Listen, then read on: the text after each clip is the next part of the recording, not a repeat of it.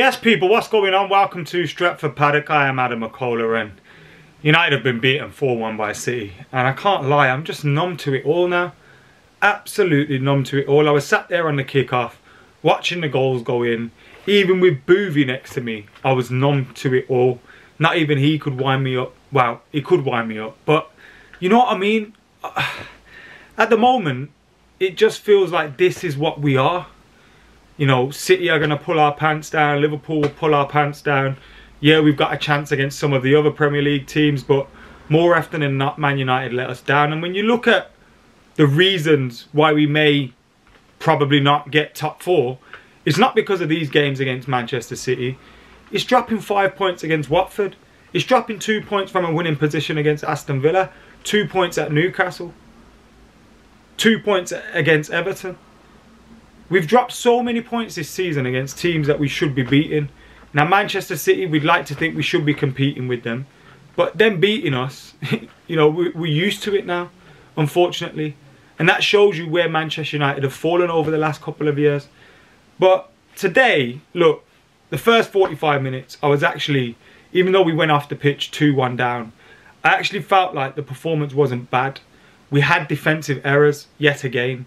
The defence is abysmal. I'm not even going to start going in on individuals because it just feels like I'm only digging them out. But the defending was just abysmal. Individual errors, players out of position, not making clearances, letting balls roll through your legs in the 6-yard box. Whatever you can think of as shocking defending, we saw it there today with Manchester United. And against one of the best teams in the league. We'd started the game off quite well. And then 4 minutes in, 4 or 5 minutes in, Kevin De Bruyne has a free shot 8 yards out. Because our defenders don't know what they're doing.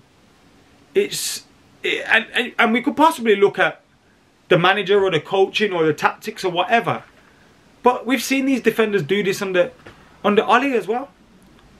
So, what is it? Do you know what I mean? It was just, you look at it, 50 million on Aaron Wan-Bissaka, 80 million on Harry Maguire, 30 million on Lindelof. I actually think Lindelof's been good this season, but today. And then who played, you know, 30 million or whatever it is on Telles, 30 million on Luke Shaw, 20 odd million on Diogo Dalot, 30 million on Bailly, 30 million on Varane. We've spent the money there in the defence, but if you just look at it, what is it? I don't get it. These players, we bought them because they were quality. Now, I might not rate Harry Maguire as highly as some people do, but he is a decent defender, but not what we're seeing at Man United. So I just can't get my finger on it. And today, look, the defending was shocking. To let those goals happen, shocking. And those defenders have to take it on the chin. But what we'll hear is the captain come out, blame other people, no responsibility be taken. Yet again, apologies on Twitter. It's just, have a day off, man. I've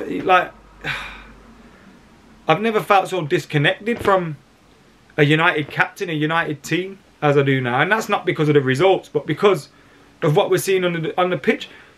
Under Ollie, for the majority of the time, apart from the back end, like, you felt connected to what was going on, even if we got bad results or, you know, there's just no connection there at the minute. Love Alanga. Want to see him do well. Thought he did well until he went off today. But not too many players played well enough. It would have been worse without David De Gea. How many times have we said that before? You look in the midfield, McTominay, anonymous.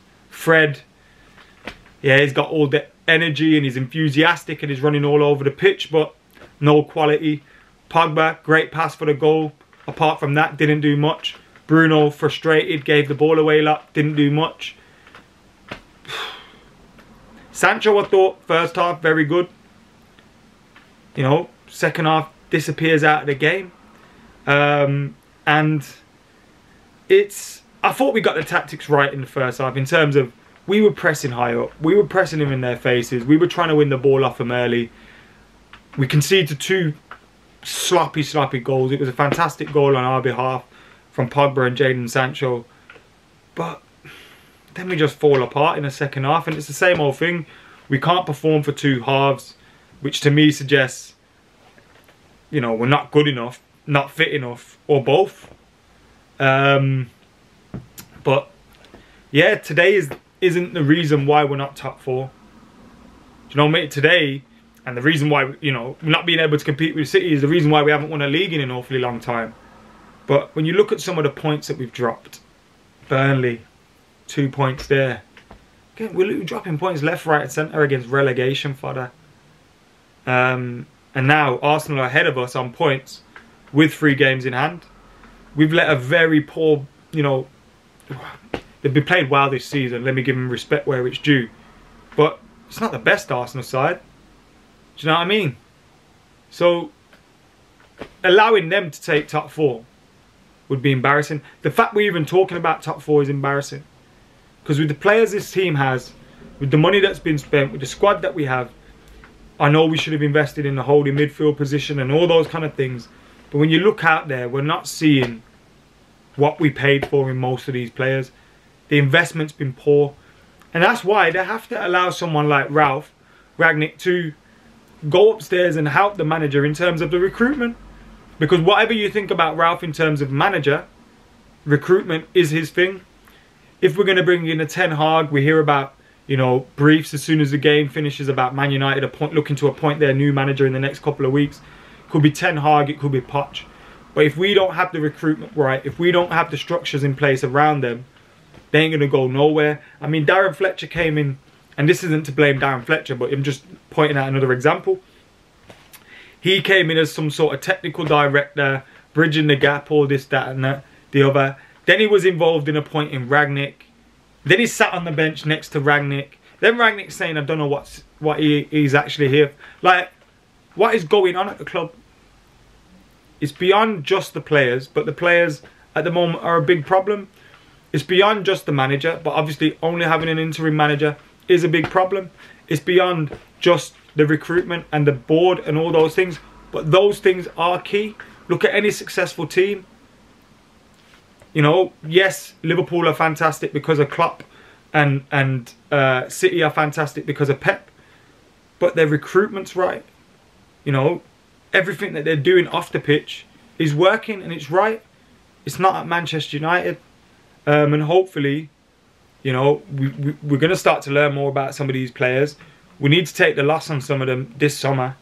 And we need to allow footballing people like Ralph Rangnick, hopefully like the next manager, whether that's Ten Hag, Poch, I'd take either, to, you know, not dictate the direction, because the direction should be a thing that doesn't rely on one person for the club. But, you know, get the recruitment side spot on. Who are we buying? Stop looking out there for ready-made superstars and start making some of your own. Because that's what Man United did. Yes, we bought quality. You know, we often bought the likes of Berbatov and all that for big money. Rooney was big money, but he was a rough diamond. We turned him into what he was.